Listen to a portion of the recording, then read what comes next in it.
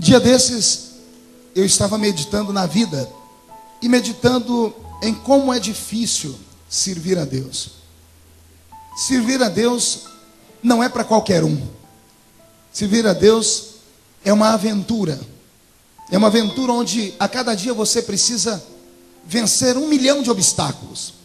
É como se a cada manhã você fosse colocado dentro de uma jaula com leões e fosse obrigado a matar alguns com as mãos e amarrar outros, para que depois do almoço você conseguisse a vitória completa. Servir a Deus não é fácil. Se fosse fácil, não caberia pessoas dentro desta igreja e dentro de todas as igrejas que existem pelo mundo. Ainda mais no século em que vivemos. O presente século é talvez o século mais difícil de se servir a Deus de toda a história da igreja cristã. Repito, os que nasceram no século 20 e os que nasceram no início do século 21 encontrarão uma barreira muito maior do que todos os crentes de todas as eras já passaram para servir a Deus. Por quê, pastor? Porque vivemos no mundo da tecnologia avançada. E parece que a tecnologia roubou dos homens e das mulheres a crença naquilo que é metafísico, naquilo que é invisível, daquilo que não pode ser tocado. O homem do século moderno só acredita nas coisas que ele vê, só acredita nas coisas que ele pode tocar, só acredita nas coisas que ele pode reproduzir dentro de um laboratório, só acredita naquilo que a química, que a física e que a matemática mostra para ele que é verdade. Se voltássemos nas eras dos nossos ancestrais, veríamos que a ausência da tecnologia, a ausência da ciência multiplicada, dava ao homem um pouquinho mais de aptidão para olhar para o céu e imaginar que tudo que aí está não é mera obra do acaso. Não é mera obra do acaso que a terra, em certo momento do dia, faz brotar a relva, e a relva faz brotar o oxigênio. O homem de antigamente tinha mais aptidão com a natureza, porque tudo dependia da sua mão, do seu trabalho, do seu suor. Vivemos dias de dificuldade. A Bíblia Sagrada já havia anunciado isso. Os profetas que foram antes de nós anunciaram dias terríveis. Chegaram a dizer que viveríamos um período de trevas espirituais sobre a terra. E anunciaram que a ciência multiplicada faria o amor de muitos se esfriarem. Há um texto na Bíblia que quando eu leio me apavoro. Ele diz que se possível fosse naqueles dias, ou seja, nos nossos dias, a fé até dos escolhidos seria roubada. E os homens e mulheres atravessariam as ruas, os valados, viriam para a igreja não em busca mais da presença de Deus, mas em busca de uma verdade que parece não ser capaz de saciar a sua fome.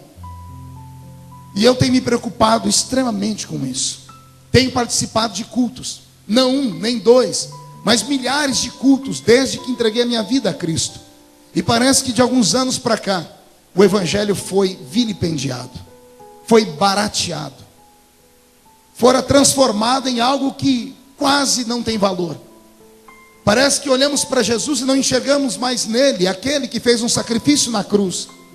Olhamos para ele e esperamos que ele seja para nós um gênio da lâmpada. Aquele que nós esfregamos a lâmpada e ao aparecer ele é capaz de dar para nós o pedido da nossa alma.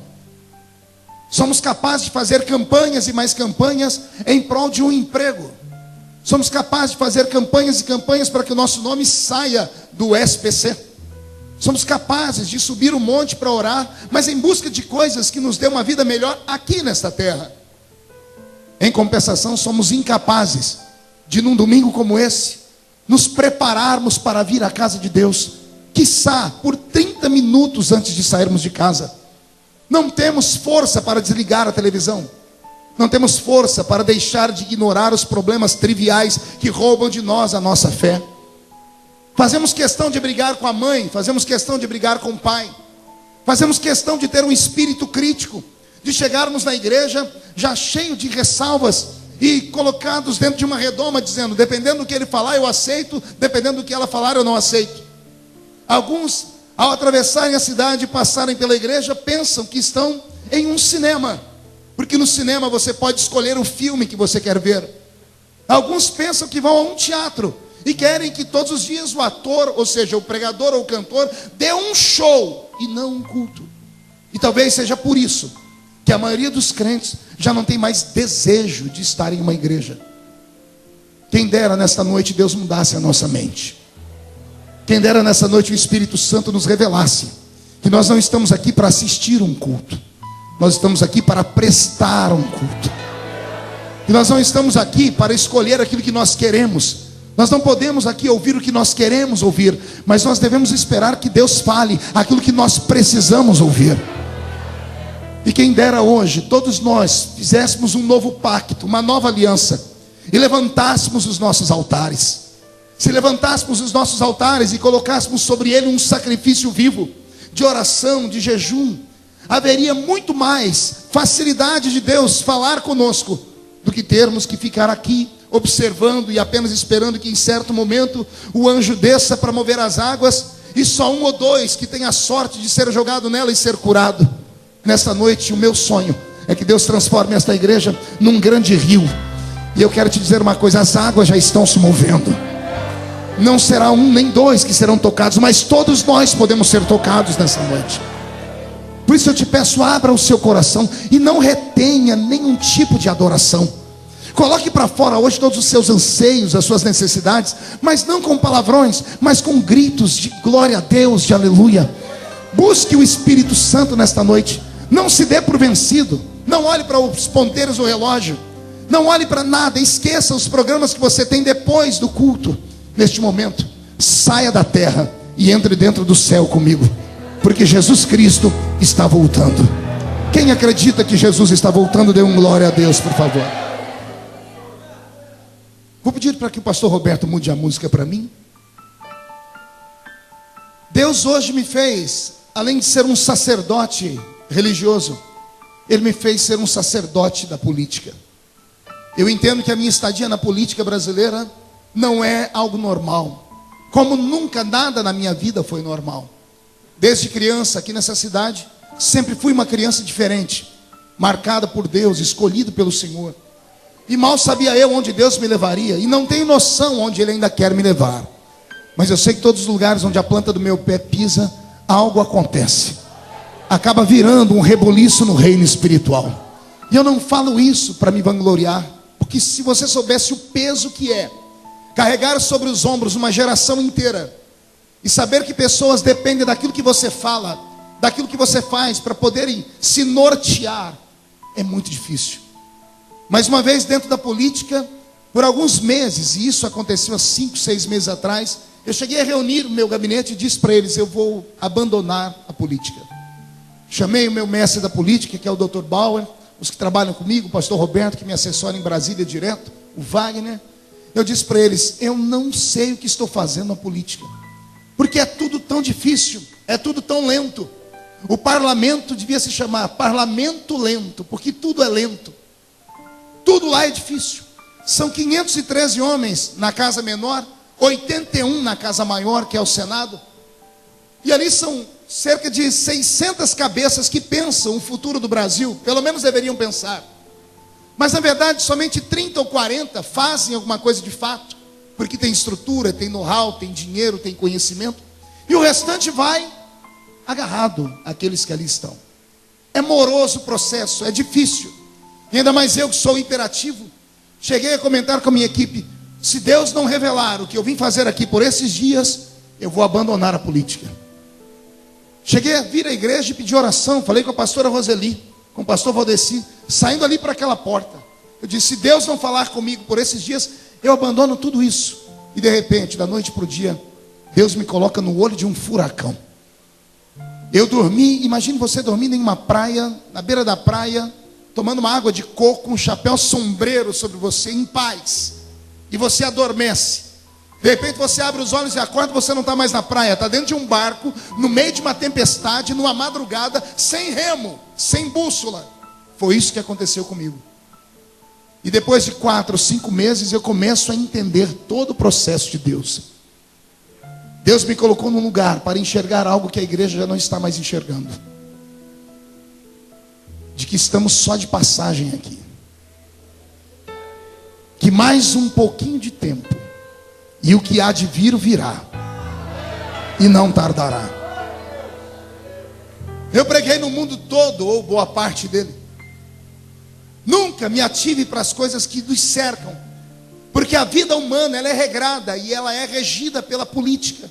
E embora a política seja, parece que um antro de coisa ruim, não dá para viver sem ela. E pela minha vida toda como cristão, eu deixei a política de lado, nunca me envolvi com nada, pelo contrário, pregava contra ela. E hoje, graças à política, eu tenho informações que eu vou dar a vocês aqui, que me dá angústia, e o coração chega a bater forte. Semana passada, a Inglaterra, talvez um dos países mais antigos do mundo, um país de histórias, de princesas, de cavaleiros, um país que tem a sua bandeira de um cristianismo verdadeiro, o país que abraçou em certo momento o protestantismo, um país da grande igreja anglicana e coisas mais, o país de John Wesley, o pai do avivamento das Américas, o país, pastor Elias, de Jonathan Edwards, o pregador de um único sermão. Alguém já ouviu falar dele? Jonathan Edwards foi o pregador que pregou um único sermão, chamado Pecadores na Mão de um Deus Irado. A história diz que enquanto ele pregava, as pessoas dentro do templo levantavam os pés, porque sentiam fogo nos pés, mas não era o fogo do Espírito Santo. As crianças gritavam dentro do culto porque diziam: mamãe, eu estou vendo demônios. Deus transportou a igreja naquele culto para dentro do inferno. E houve naquela noite, dentro da Inglaterra, um reboliço e um avivamento. E os crentes voltaram, pelo menos por um espaço de 4 ou 5 anos, à prática da oração, do jejum e da santificação. A Inglaterra, que foi berço de tantas coisas boas, semana passada, receberam com tristeza a notícia de que entraram no Supremo Tribunal Federal inglês com um pedido para que as igrejas cristãs se preparem para fazer casamento de pessoas do mesmo sexo, de maneira obrigatória. Não estou falando de união estável, não estou falando de união civil, que é feito pelos cartórios, estou falando de união religiosa. O que nós vemos batendo na tecla há muito tempo, dizendo: gente, abra os olhos. E alguns crentes até dizem assim: não, deixe eles estão lutando por direitos, eles podem ser felizes, podem conquistar, moraram junto, construíram um patrimônio, o que tem? Eles têm direito de um ter parte do patrimônio do outro, a união estável. Uma vez a união estável aprovada, alguém disse: então se já tem união estável, por que não a união civil? Porque a união civil vai protegê-los, quando um morrer o outro tem direito à pensão, o outro tem direito à aposentadoria, é direito. E eu venho falando há 3 anos dentro daquele parlamento, e venho dizendo: vocês não sabem onde eles querem chegar, não são apenas direitos, eles querem provocar. E a Inglaterra, que era o país que mais protegia as igrejas, está apavorado. Se o Supremo Tribunal inglês arguir que isso é constitucional, o pastor e o padre que não casar as pessoas do mesmo sexo será preso como crime inafiançável. E o nosso país caminha para esse rumo também. Mas isso é só a ponta do iceberg. Semana passada eu tive acesso a documentos. 12 países da Europa já aprovaram que pedofilia não é crime. A Alemanha, semana passada, teve um debate sério, porque um grupo do país elegeu um parlamentar alemão, e ele representa o progresso do mundo. E ele tem lutado com projetos para que o pedófilo não seja preso mais. E ele diz o porquê, ele é um psicólogo. Ele diz que o pedófilo, ele tem muito a aprender com a criança. E que a criança tem que ter direito sobre o seu corpo, e o pai e a mãe não pode mandar nela. Pedofilia é sexo de adulto com criança, gente. E o mundo todo bate palmas para isso. Anteontem, o parlamento uruguaio, o país nosso, vizinho aqui do lado, aprovou a legalização da maconha. Todas as famílias vão poder plantar maconha no fundo da sua casa. Isso assustou o mundo inteiro, porque tem muita gente que luta por isso. Você sabe disso. Se não sabe, deve estudar um pouquinho mais. Um dos maiores defensores da legalização da maconha no Brasil é o ex-presidente Fernando Henrique Cardoso. Ao lado dele vem 1 milhão de pessoas que trabalham em emissoras de TV. Há 3 semanas atrás, o programa Na Moral fez um programa só sobre isso. E eu tive que ouvir com vontade de vomitar o líder daquele programa e outras pessoas que ali estavam batendo palma e dizendo: tem que legalizar mesmo. Quando se legaliza, aí as pessoas vão dizer: não, mas é só maconha, a maconha não faz isso, aquilo. É como a união estável, é aqui no comecinho. Legaliza isso, daqui a pouco os nossos filhos vão estar comprando cocaína no boteco da esquina. E o nosso mundo vai virar a cena de um filme daquele Resident Evil. Já viu o Resident Evil? Um monte de zumbis andando pelas ruas. Porque é isso que as drogas fazem com as pessoas. E o que me apavora é saber que o mundo inteiro assiste isso calado. Ninguém se revolta. Há cerca de 10, 12 anos atrás, houve uma novela brasileira chamada, se não me falha a memória, Selva de Pedra. Dentro da Selva de Pedra tinha um casal homossexual. 2 mulheres. Na primeira cena em que uma apareceu piscando para a outra, o Brasil se revoltou. Em 3 capítulos, as 2 sumiram da novela, provocaram um acidente, caiu a torre e matou as 2. Porque houve uma pressão da sociedade que dizia que aquilo não era lícito num país como o nosso. 12 anos depois, os crentes ficam em casa assistindo a novela e morrendo de dar risada. E alguns até dizendo: tadinho do Félix, o pai dele é um grosso que não entende o coração dele. 12 anos depois, a igreja do Senhor, que deveria protestar contra o pecado, aprova e recebe de bom grado. Eu estou te dando notícias de última hora, de 2 semanas. Meu corpo se arrepia e a minha alma dá vontade de chorar, porque eu quero saber quais serão as notícias daqui para frente. O mundo jaz no maligno. O espírito do anticristo vem sobre nós na força de um tsunami espiritual. Satanás está varrendo o planeta Terra. Satanás está entrando dentro das nossas casas, nas cidades, nas vilas, na cultura, no governo do mundo. E a igreja, que é o único órgão oficial do céu na terra. Repito, a igreja é o único órgão oficial de Deus na terra. Ela que tem que dar vazão e mudança na sociedade. A igreja que provoca mudança nos valores e nos costumes. A igreja está sendo escamoteada, está sendo jogada para escanteio. E em nome de um Estado laico, porque esta é a palavra mais bonita que as pessoas escutam. Meninos de escola, aprendam isso, que isso aí vai virar debate na classe de vocês. O Estado laico. O que é o Estado laico, pastor? É um Estado sem religião oficial. Concordo. Porque nenhuma religião pode ser a religião oficial de um país, senão não há liberdade. Porque todas as pessoas têm liberdade de escolher o seu caminho. O próprio Deus deu ao homem liberdade de escolher o seu caminho. Então a laicidade significa que o ser humano pode escolher a religião que ele quiser, e o Estado vai dar ao ser humano a proteção. Nós estamos aqui hoje nesse culto protegidos pela lei. Sabia disso ou não? Semana retrasada eu prendi 3 pessoas num culto lá em Santarém, no Pará. Estávamos em 40 mil pessoas louvando a Deus na rua, e entrou um monte de meninos lá com a bandeira desse movimento esquisito e começaram a gritar no meio do culto. Os crentes apavoraram, fizeram o sinal da cruz, e eu, como conheço a lei, peguei o microfone e disse: onde está a polícia? Código Penal, artigo 208. Use o Código Penal e que essas pessoas saiam algemadas daqui de dentro. Porque culto é um lugar inviolável. Esse lugar onde nós estamos, ele é guardado pela Constituição. Querem fazer arruaça, querem fazer porcaria, façam da porta da igreja para trás. No nosso meio não. No nosso meio não podem fazer. Então veja só, o Estado laico significa que o Estado vai dar proteção para o ser humano seguir a religião que ele quer. Até aqui eu concordo. Mas a falta de ensino, a falta de esmero, a falta das pessoas buscarem conhecimento, está transformando o Estado laico em um Estado ateu. Querem tirar os símbolos religiosos de todos os lugares.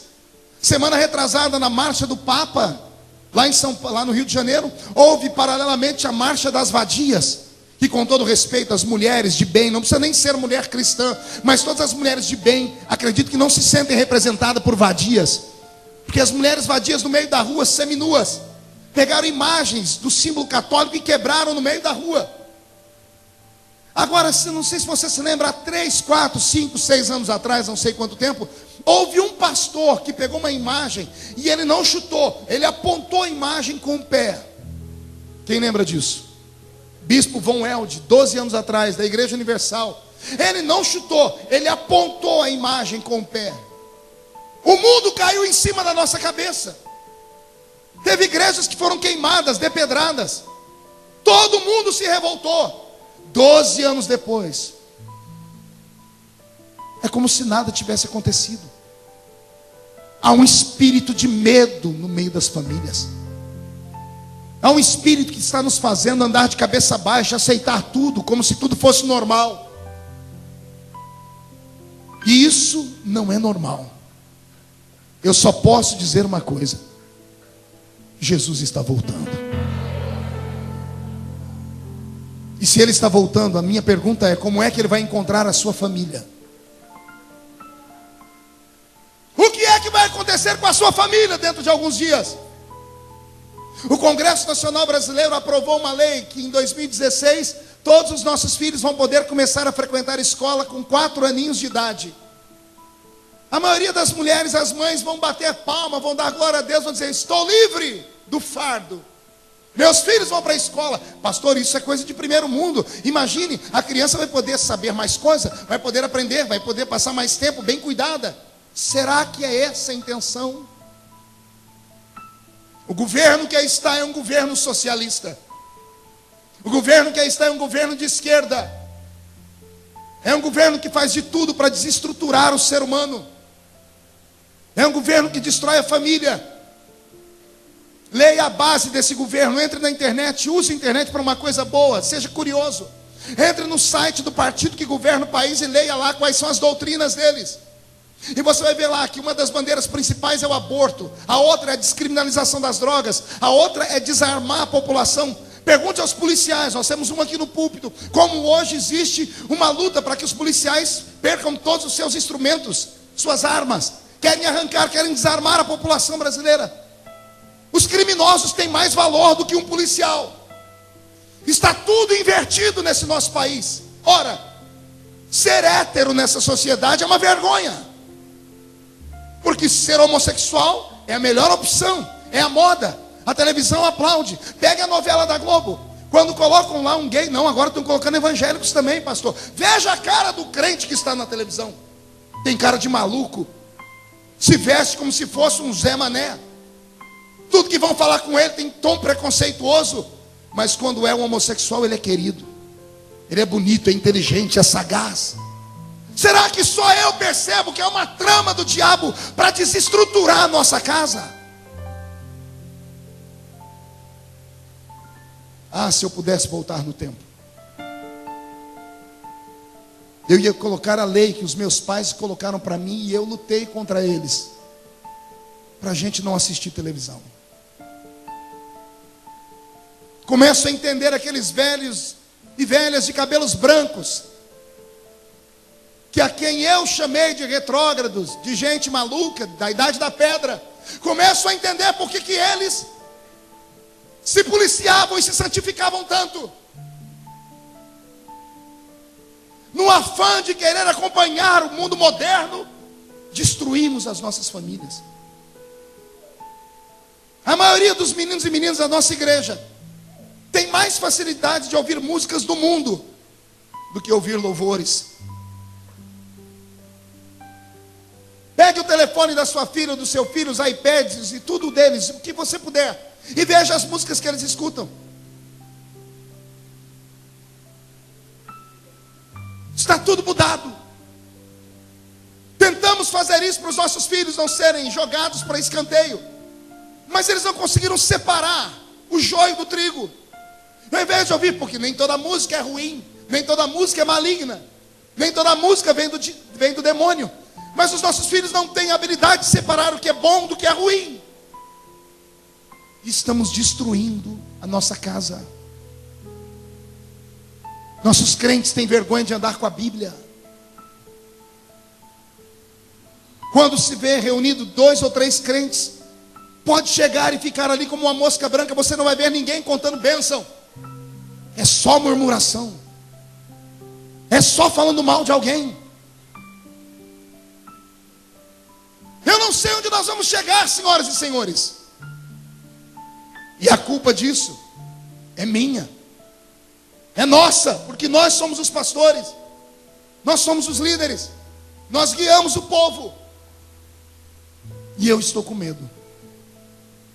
Irmã Conceição, eu tenho medo de Jesus voltar nessa noite. Se a trombeta tocasse nesse exato momento, quem entre nós subiria? Ah, pastor, mas vai levar um tempo para Jesus voltar ainda. Então vamos mudar a situação. Ao término desse culto, você me garante que vai chegar em casa vivo? E se a morte chegar antes?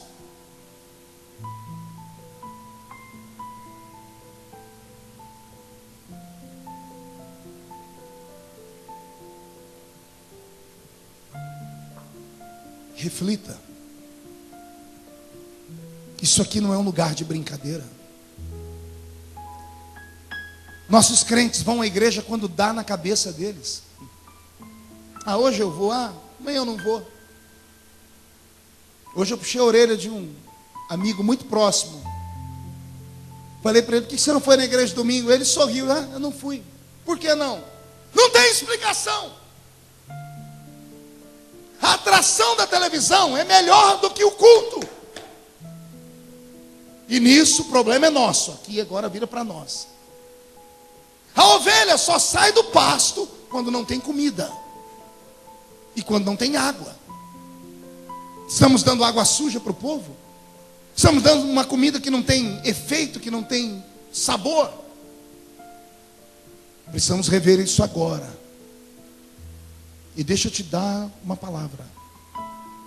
Essa história de que Jesus aceita o ser humano de qualquer jeito é conversa para boi dormir. Crente que não toma Santa Ceia não vai para o céu. Isso não é coisa minha, é doutrina bíblica. Não é costume de igreja, é doutrina bíblica.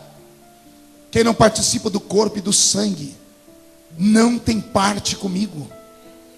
Não tem vida. Até quando, senhoras e senhores? Até quando vamos dormir? Até quando vamos colocar sobre os outros a culpa do nosso próprio fracasso? Até quando vamos falar para alguém, não, eu não vou na igreja por causa daquele pastor, não, eu não suporto aquele irmão, não, aquela mulher, eu odeio aquela mulher. Como é que pode alguém estar entre nós e sentir sentimentos de ódio? Aqui não é guerra, aqui não é Beirute, aqui ninguém persegue ninguém para matar, aqui é uma casa de oração.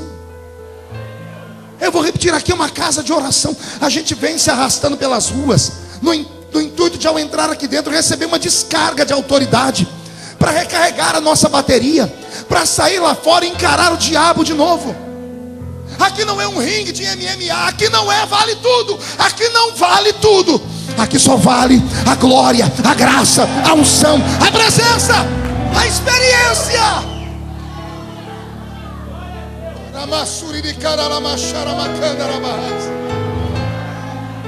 Sabe o que vai acontecer com você que não vai à igreja nenhuma? Você vai se transformar no pior ser humano do mundo. Porque você conhece e não pratica.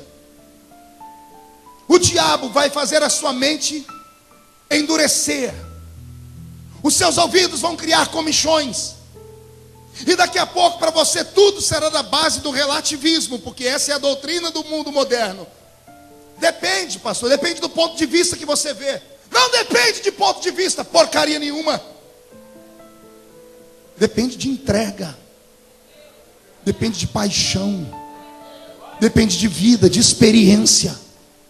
Isso aqui não é uma reunião de loucos. Não loucos no sentido que o mundo pensa. É uma reunião de loucos apaixonados. Isso aqui tem que ser uma reunião de gente que quando entra aqui dentro diz assim: Jesus, eu quero ver o Senhor custe o que custar. Nem que eu saia daqui mancando, aleijado igual Jacó, mas eu saio daqui com o meu nome trocado. Deus te trouxe hoje aqui para te dar um despertamento. Eu li um texto do Apocalipse. Estamos distante desse texto, acredito. Mas Jesus em breve vai fazer esse texto acontecer. Para que esse texto aconteça, é primeiro necessário que a trombeta toque. Para que a trombeta toque, a igreja tem que fazer a sua parte, evangelizando o mundo. Enquanto nós não anunciarmos Jesus como Salvador, Ele não voltará. Enquanto o seu vizinho, seu amigo de escola não saber quem é Jesus, Jesus não voltará. O evangelho do reino tem que ser anunciado. E aqui vem a minha preocupação. Tecnologia. Eu não ensino sobre Jesus para o meu amigo, você não ensina para o seu. Aí a internet ensina. E mostra um Jesus que não é o nosso. Mostra um Cristo que não é o nosso. Eu tive acesso há poucos dias atrás a uma conversa com um bruxo. E ele me disse que o maior polo de evangelização de bruxaria do mundo é a internet. Sabia disso? Você não sabe o que seus filhos ficam fazendo a madrugada inteira na internet. Facebook e um monte de coisas que são compartilhadas. Está sendo disseminado pela internet um evangelho desgraçado. Um evangelho que não é o nosso. Porque nós não falamos do Cristo verdadeiro. A internet mostra um Cristo fajuto. Mostra um Cristo que até tendências homossexuais tem. Tem Jesus para tudo quanto é gosto na internet. Precisamos acordar, senhoras e senhores. Nós temos na mão um livro. Não podemos trocar esse livro. Eu vou falar de novo. Isso não é só um livro, é uma bússola. Isso não é só uma bússola. Isso aqui é a minha enxada, é a minha ferramenta. Não é só uma enxada, é o meu alimento diário. Se você não come a palavra, você fica fracassado. Se você não se alimenta de Deus, você nunca vai sentir Deus. É por isso que alguns crentes desistem de Deus, desistem da igreja, porque eles estão tão fora de Deus que não sentem mais nem a necessidade de estar perto dele. Deus nessa noite quer nos preparar para o arrebatamento da igreja. E vai acontecer. Dada a palavra de ordem, o mesmo Senhor descerá do céu com alarido e voz de arcanjo. Os que morreram em Cristo ressuscitarão primeiro. Depois nós, os que ficarmos vivos, seremos transformados e arrebatados seremos, e estaremos para sempre com o Senhor nos ares. Quem acredita nesse texto? Antes da igreja subir, haverá um grito. Dada a palavra de ordem, o Pai sentado no seu trono olhará um relógio eterno. O relógio de Deus está quase cruzando os ponteiros à meia-noite. Estamos mais perto de Jesus hoje do que quando aceitamos a fé. Deus é regido por sinais, ou melhor, Ele rege o mundo por sinais. Leia em casa, volte a ler a Bíblia. Leia Mateus capítulo 25. Leia a parábola das 10 virgens. Leia sobre os sinais que antecederão a vinda de Jesus. Leia e crie temor. Leia e veja os discípulos perguntando: quando será a sua vinda? E Jesus disse: olhe para o céu, olhe para o mar, olhe para a terra. Veja os terremotos, os maremotos, filhos contra pais, pais contra filhos. Veja tudo isso e se aperte. E saiba que está próximo o dia do seu regresso. Ele deixou sinais. Depois dos sinais, quando Deus ver que tudo está cumprido, Ele dará um grito. O grito dele é para que o filho fique de pé. Eu imagino que Jesus já está se ajeitando no trono. Eu acredito que os anjos que estarão segurando as vestes que Ele vai usar no dia do arrebatamento já estão terminando elas.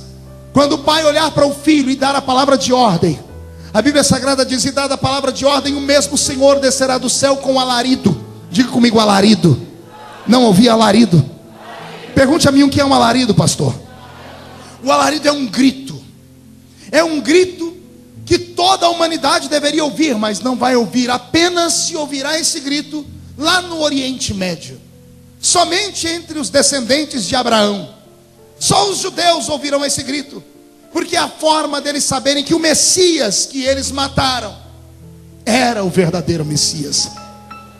Quando Israel for atingido por esse grito, começa um colapso no mundo. Porque eles começam a chorar, começam a gemer. E no meio do gemido e choro deles, a igreja começa a ser preparada. Dada a palavra de ordem, o mesmo Senhor descerá do céu com alarido e voz de arcanjo.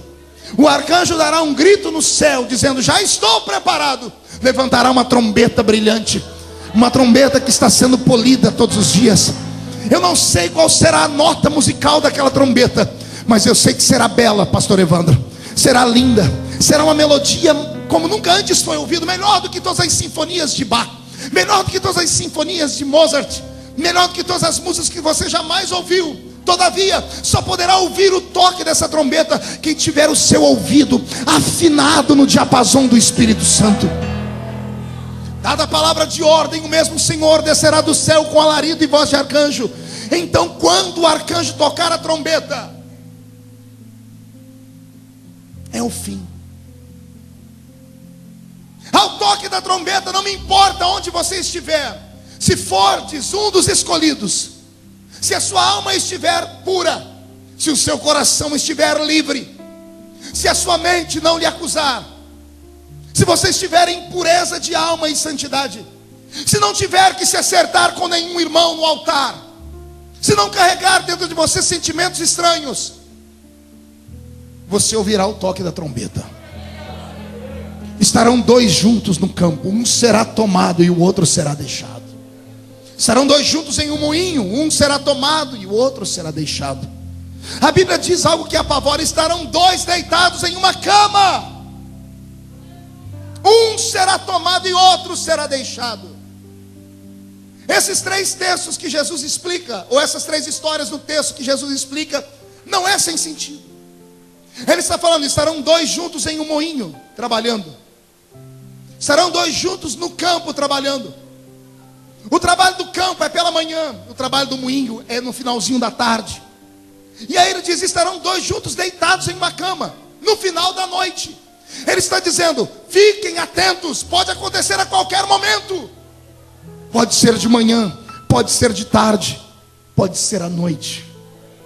Sorte terá aqueles que forem arrebatados enquanto estiverem dormindo. Porque o crente que tem juízo não deita na cama sem antes acertar a sua vida. Ezequiel terá sorte aqueles que forem arrebatados durante o sono. Porque eles antes de dormir vão ter colocado o joelho no chão, dizendo: Deus, perdoa os meus pecados. Se ele for crente, ele não vai deixar o sol passar sobre a ira dele. Então ele vai se acertar com a mulher, com o filho, com o pastor, vai ligar para o amigo, não vai dever nada para ninguém. E aí, ao ser arrebatado, o toque da trombeta subirá. Irmão Adriano, a mesma sorte não terá aqueles que forem arrebatados à tarde, ou que estiverem à tarde trabalhando quando a trombeta tocar. Muda a música para mim, Roberto. Sem dar testemunho, se jogando em cima do patrão, ou crente que é patrão se jogando em cima de um empregado. Pessoas roubando, pessoas dando prejuízo para os outros, contando piadas numa rodinha, azarando pelo Facebook, mexendo com meninas, mexendo com meninos, preparando o encontro da noite no motel. Esses não terão a mesma sorte. E toda a vida que eles tiveram com Deus não valeu nada. Nada. Foi uma mera fantasia. Porque estiveram com Deus e não aprenderam nada com Ele. Estiveram em uma igreja e não aprenderam nada sobre fé. Mas o pior e mais triste será aqueles que estarão em casa. Porque Jesus disse: estarão famílias reunidas. Um será tomado e outro será deixado. Eu me emociono. Famílias inteiras que estão aqui serão divididas no dia do arrebatamento. Maridos subirão, mulheres ficarão. Mulheres subirão, maridos ficarão. Pai e mãe subirão, os filhos ficarão. Subirão os filhos, ficarão os pais. Porque moram no mesmo lugar, mas não comungam da mesma fé. Levam o evangelho de qualquer jeito. Empurram a sua fé na base de qualquer maneira. Jesus está voltando. Os que morreram em Cristo ressuscitarão primeiro. Oh, esperança bendita. Oh, esperança linda. Aqueles que me ensinaram a fé e que já deitaram, que já estão nos elíseos do Senhor, ressuscitarão de suas tumbas.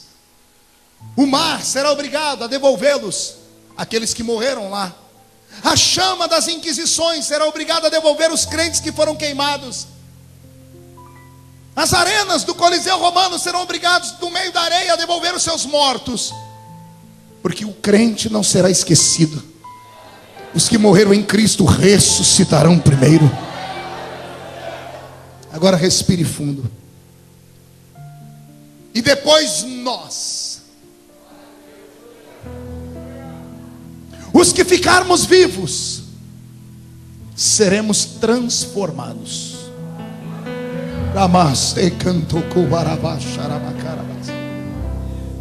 Se a trombeta tocar nesse exato momento, todos esses acontecimentos acontecem simultaneamente. Mas os crentes que estiverem de pé e acordados nesse dia, creio eu, vão sentir algo que nunca sentiram em suas vidas. Vão sentir uma visitação como nunca antes sentiram. Um gozo, um prazer, uma alegria.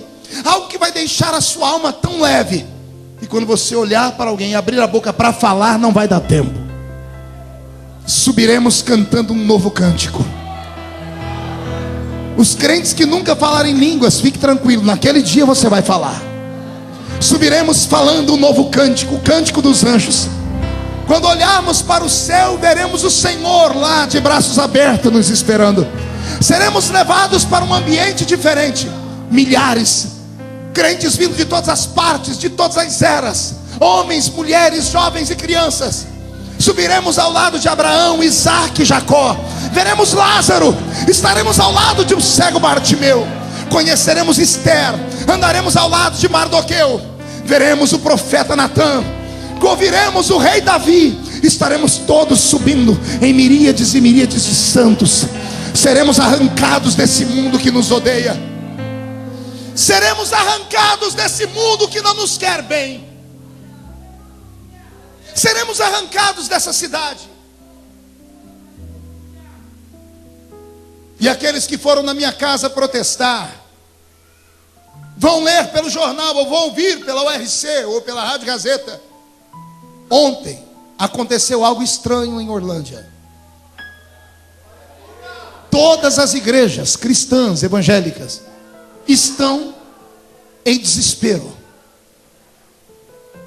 Interessante que alguns pastores sumiram e outros ficaram. Interessante que alguns crentes, principalmente aqueles que eram os mais loucos, aqueles que mais gritavam, aqueles que mais diziam, vamos andar assim o assado, esses sumiram. E aqueles que tinham uma vida leviana, uma vida meia lá, meia cá, estão aí. Essa igreja nunca ouviu tanto choro e grito como vai ver naquele dia. Vão destruir a porta dessa igreja. A igreja onde nós nascemos, Elias, vão destruir as portas delas. Porque todas as pessoas que tiveram contato com o evangelho como o nosso, todas as pessoas que ouviram falar de crentes e tiveram a oportunidade de ouvir uma palavra, sabem que nós pregamos que um dia nós vamos sumir desse mundo. Vão quebrar as portas porque vão vir as multidões, vão revirar os bancos, vão se jogar na frente do altar, vão arranhar os seus rostos, vão entrar num desespero tão grande como nunca antes houve. Apocalipse, dá medo de ler. Tem uma parte de Apocalipse que diz, naqueles dias os homens vão pedir a morte, e a morte vai sumir diante deles. Vão gritar, ó montes, caiam sobre nós. E mesmo os montes caindo sobre eles, eles não vão morrer. A morte será arrancada da terra por um tempo, para que as pessoas não tenham onde dar vazão ao seu remorso. enquanto sumirmos daqui, estivermos nos céus, sobre os nossos pés se fechará. Deus apagará da nossa memória parte das nossas lembranças. Pergunte para mim quais, pastor? Aquelas de que nós subimos e alguém ficou. Quem ficará com as memórias? Só aqueles que ficarem. Os que saírem daqui e subirem não vão lembrar disso. Pergunte por quê? Senão não é céu, é desespero. Você ir para um lugar e saber que você está em paz, e saber que a sua mãe, o seu pai, o seu filho estão nas mãos do anticristo. Nós estaremos em um lugar tão belo, assentados em uma mesa. João desenhou a mesa em Apocalipse. Ele diz que o tamanho dela é tão grande que ela começa no Oriente e vai até o Ocidente. Estaremos assentados nessa mesa, vestindo uma roupa branca, os nossos corpos recuperados, sem rugas no rosto, sem doenças, Joel, sem nada que nos deixe cicatrizes. O nosso corpo será transformado.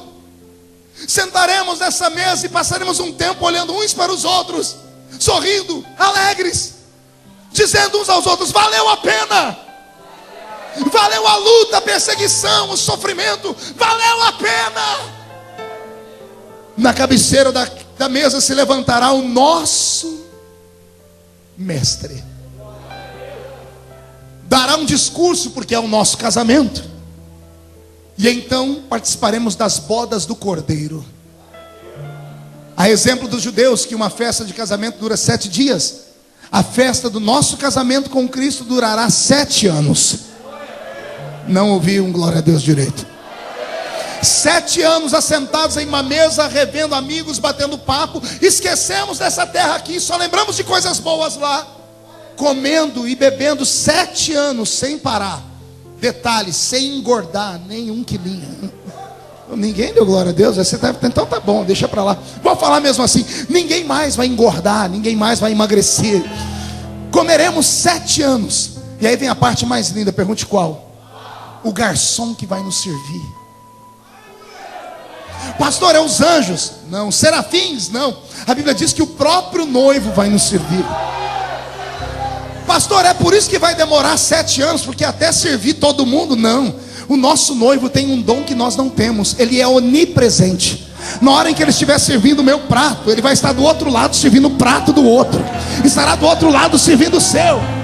Será uma noite inesquecível para nós. O tempo e o relógio não vai existir. Será apenas um jantar que vai durar aqui na terra, para quem estiver aqui, 7 anos. E nesse período de 7 anos, esse mundo vai virar do avesso. Os primeiros dias, o Jornal Nacional e todos os jornais do mundo vão começar a dizer, tentar explicar para onde é que nós fomos. Oh glória. E hoje já existe uma teoria. Eu comprei uma revista de ciências esses dias, e a revista diz que existem indícios de que há vida em outros planetas, e de que existe vida inteligente fora da Terra. Quem assistiu o filme Prometheus aqui? Alguém assistiu o filme Prometheus? Aquilo é a emancipação do pensamento da nova era. Nós somos frutos de alienígenas. Então eles dizem que esses alienígenas qualquer dia desses vão vir a esse mundo e vão retirar parte do mundo que não evoluiu. E quem são os que não evoluíram? Os crentes. Pergunte por quê? Que a gente não aceita nada que é errado. É sério, nós não aceitamos nada que é errado, somos retrógrados. Não aceitamos o que o mundo chama de progresso. Então nós somos uma pedra no sapato do mundo. Então já há uma teoria de que em qualquer momento serão abduzidos milhões de pessoas desse planeta e levados para um outro planeta para serem treinados. Já existe isso na internet. Olha o que o diabo está fazendo. Já está arrumando uma desculpa para falar para onde é que nós fomos no arrebatamento. Depois que isso acontecer, o anticristo, o homem do pecado, se levantará com autoridade jamais vista, com poder e autoridade capaz de fazer sinais e prodígios. Ao lado dele se levantará um líder religioso chamado falso profeta. E esse falso profeta já tem súditos nos nossos dias. Ecumenismo. Qual é a palavra, igreja? Não ouvi? Pergunte para o seu irmão se ele sabe o que é ecumenismo. É você colocar dentro de um lugar um pastor, um padre, um babalorixá, um budista, de todas as religiões, falar assim: nós servimos todos ao mesmo Deus, só tem diferenças, podemos comungar, caminhar juntos. Isso é ecumenismo. É o que é pregado hoje na televisão. Quem assistiu na Moral essa semana viu lá um babalorixá questionar o pastor Silas: por que vocês não vão lá no nosso terreiro? Por que nós não podemos ser uma religião só? Papa Francisco é hoje uma das maiores vozes que defende o ecumenismo.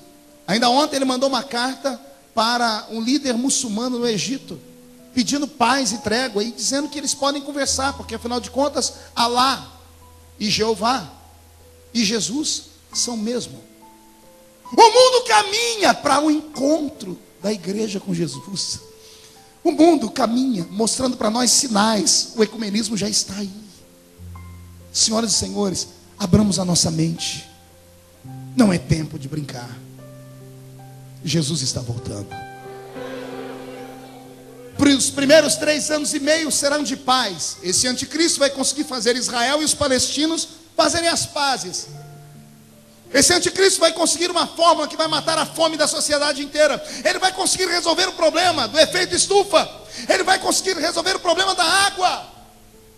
Vai acabar as barreiras. Teremos uma moeda única no mundo. Teremos uma linguagem única. O mundo será globalizado. Não haverá mais passaporte. Ele vai conseguir transformar o mundo em um só povo. A exemplo do que quis Nimrod na Torre de Babel, quando quis que todos os homens e mulheres habitassem num só lugar e falassem só uma língua.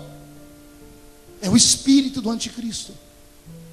Mas quando isso estiver acontecendo, um povo vai se revoltar aqui. Pergunte quem? Os desviados, os que não subiram conosco, os que não foram para o céu conosco. Eles vão se levantar e serão uma pedrinha no sapato do reino do anticristo. Só que esses vão clamar e não vão ter liberdade. Esses vão pedir ajuda e a ajuda não vai vir. Terão que dar a sua vida. Vão morrer decapitados. É o texto do Apocalipse 20 que eu li. Vão morrer, serão assassinados, serão jogados nas ruas, a exemplo dos demais. Vão ser chamados de pessoas que querem ir contra o governo. O mundo virará um inferno. E nós estaremos no céu cantando.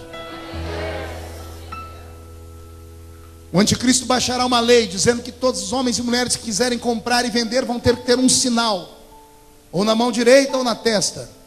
Um chip será implantado na mão das pessoas, ou na testa das pessoas. Procure na internet, já existe isso nos Estados Unidos da América. Um chip, uma pequena plaquinha que mal pode ser vista. Dentro dele há um GPS, eles sabem onde você está. Dentro dele existem códigos. Tudo será eletrônico. O profeta que previu isso há 2000 anos atrás, quando não havia nem luz elétrica. E a Bíblia Sagrada fala desses sinais. Já está acontecendo. E a igreja não se percebe. Quando tudo estiver terminado, o único povo que se levantará contra o anticristo como nação será Israel. Qual o nome do povo? Deixa eu te dar um conselho. Toda noite antes de dormir, ore pela paz em Israel. É bíblico. Abençoa aqueles que pedem a paz por Jerusalém. Deus ama aquela terra. Deus ama aquele povo. Deus ama aquela nação.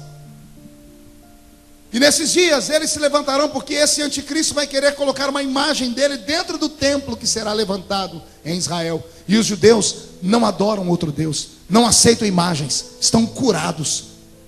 Foram curados por Deus no cativeiro babilônico. No cativeiro de 70 anos em Babilônia, Deus arrancou toda a idolatria do povo judeu. O judeu só adora um Deus, aquele que está nos céus. Quando isso acontecer, o mundo todo se revoltará contra Israel. Há um vale em Israel chamado Vale de Gisrael. O ano que vem nós vamos fazer uma caravana e alguns crentes daqui vão comigo lá. Lá em Israel, vamos lá, em loco. Há um vale gigantesco chamado Vale de Gisrael, também chamado Vale do Armagedon. Aquele vale será tomado por homens que virão do mundo inteiro para cercarem os flancos de Israel, para destruir Israel com seu armamento bélico. O mundo todo vai tentar provocar a terceira guerra mundial, o mundo contra os judeus. Quem vai apoiar os judeus esses dias, pastor? Os desviados que estiverem aqui. Quando todo o armamento do mundo estiver contra os judeus, quando Israel estiver para ser apagado da terra, cumprir-se aos 7 anos da profecia. Antes de Israel ser exterminado, as bodas do Cordeiro terminam. Jesus olha para nós assim: é chegada a hora. Levantamos da mesa, a mesa desaparece. Recebemos o poder de voar. Lá na frente daquele batalhão veremos um cavalo branco. E o nosso Salvador vai se assentar sobre ele. E quem não acredita nisso, leia o livro que antecede o Apocalipse, o livro de Judas. E lá no livro de Judas você vai ver assim: e assim profetizou Enoque, o 7º depois de Adão: eis que é vindo o Senhor com milhares dos seus santos. Enoque, lá no Gênesis, viu a nossa vinda vitoriosa. Ele não fala de anjos, fala de santos, somos nós. Estaremos atrás do Mestre. Abrir-se-á no céu uma ruptura. Haverá uma separação entre dimensões. A Bíblia diz que é como um relâmpago que sai do Oriente e se mostra no Ocidente. Vai se rasgar em dois. Vai se abrir uma cortina que ninguém vê. E quando os homens olharem para cima, vão ver milhares de crentes. Na frente, o Senhor sentado no seu cavalo. Nesse dia, todas as filmadoras estarão filmando Israel preparados para a guerra. Os cinegrafistas, como está a Ana ali, estão filmando a guerra. E alguém do lado: querido, bata no ombro da Ana, por favor. Bata no ombro da Ana. Ana, olhe para ele, pergunte o que é. Aponte para o céu, diga: filme lá, filme lá. Quando as câmeras mens filmarem o céu, o mundo vai entrar em desespero. William Bonner, CNN, todo mundo vai entrar aos gritos dizendo assim: o mundo está sendo atacado por alienígenas. O céu está tomado por seres de outro espaço. E de fato serão seres de outro espaço. É aí que se cumpre a palavra que diz que naquele dia todo olho o verá. O arrebatamento da igreja se dá em 2 fases. Na primeira fase, ele vem como ladrão da noite. Lembra que Jesus disse: se o pai de família soubesse a que hora o ladrão viria, ele não deixaria ser roubado. Então a primeira fase é aquela fase do arrebatamento que eu disse: nós seremos arrebatados num abrir e piscar de olhos. 7 milésimos de um segundo. Será invisível, ninguém vai ver nada, nós desaparecendo e indo para lá. Mas a segunda parte, a Bíblia diz: naquele dia todo olho o verá. Como todo olho verá, pastor? Todas as TVs do mundo filmarão. E quando filmarem, eles vão tentar buscar o melhor foco da imagem. E quando filmarem o que está na frente daquele batalhão, vão filmar Jesus. Vão filmar a roupa que ele vai estar vestindo. A Bíblia Sagrada diz que os homens vão saber o que está escrito no manto que cobre a coxa direita dele. E na coxa direita dele está escrito: Rei dos Reis e Senhor dos Senhores. Jesus virá e parará com o seu cavalo e nós atrás dele em cima do Monte das Oliveiras. Quando os pés dele pisar sobre o Monte das Oliveiras, o monte se rachará em 2 partes. O vale se aumentará mais ainda. E ele, pelo sopro da boca dele, mandará todos os inimigos que eram contra Israel para aquele buraco. Ninguém levantará um dedo, não será disparado uma arma, ninguém soltará uma bomba. O mundo naquele momento sofrerá com a mão do juiz, e o juiz é Jesus. E Jesus soprará sobre os inimigos. Quando os inimigos forem destruídos, Jesus implantará nesse mundo o seu reino. Oh glória, respira fundo, já estou terminando. Jesus fará de Jerusalém a capital do mundo. O anticristo será agarrado com a mão do Senhor, a besta, o falso profeta serão amarrados. O próprio diabo será amarrado por 1000 anos. Quando os demônios e Satanás e esses forem amarrados e trancados, nós, que estivermos com ele lá em cima, viremos para governar essa terra. Por favor, se ajeita na cadeira agora, murcha a barriga, estufe o peito, porque você pode estar sentado ao lado do primeiro-ministro da Inglaterra. Você não entendeu? Você pode estar sentado ao lado do primeiro-ministro dos Estados Unidos da América. Você pode estar sentado sobre o próximo primeiro-ministro do Brasil, porque o governo será de Jesus. Ele governará e ele terá ministros no mundo inteiro para governar. Você está sentado perto da pessoa que vai administrar o estado de São Paulo. Minas Gerais, eu não sei qual. A Bíblia diz que naquele dia seremos reis e sacerdotes do Senhor. Quem está preparado para isso? Então levante a mão direita, por favor, agarre o ombro do seu irmão, chacoalhe ele até ele ficar irritado, por favor, tira alguém do lugar aí. Isso, não, mas faz com força. Diga, você está entendendo isso? Diga, Jesus está voltando, e Ele hoje está sacudindo a sua vida, está sacudindo a sua família, está sacudindo a sua fé. Esta é a igreja do arrebatamento. Só quem vai ser arrebatado não dá um grito não, dá um berro de glória a Deus nesse lugar.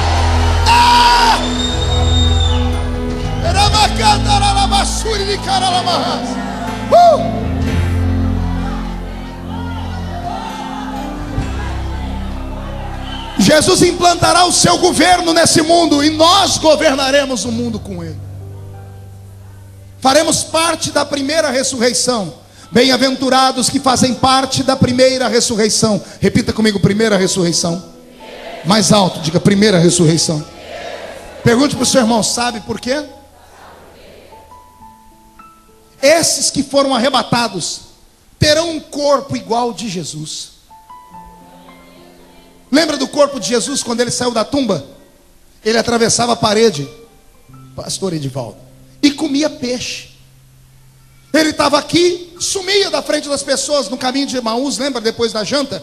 Quando ele deu graças, os discípulos olharam, cadê Jesus? Sumiu. O corpo da igreja será como o dele. Nós fizemos parte da primeira ressurreição, e nós seremos diferentes do resto da humanidade. Por isso vamos governar. E tudo isso que eu estou pregando não é conto de carochinha, não é ficção,